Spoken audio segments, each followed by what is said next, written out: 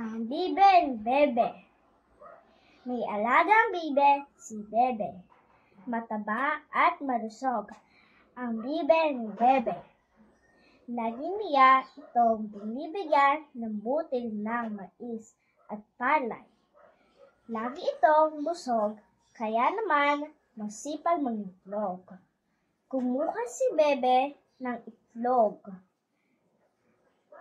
at ibinigay ito sa kanyang lolo bilog. Mahal na mahal ni Bebe ang alagang bibe. Number 1. Ano ang alaga ni Bebe? Bibe. Number 2. Sino ang may alaga sa bibe? Si Bebe. Number 3. Ano ang pinapakain niya dito? Mais at palay. Number 4. Sino ang binigyan niya ng itlog? Ang kanyang lolo bilog.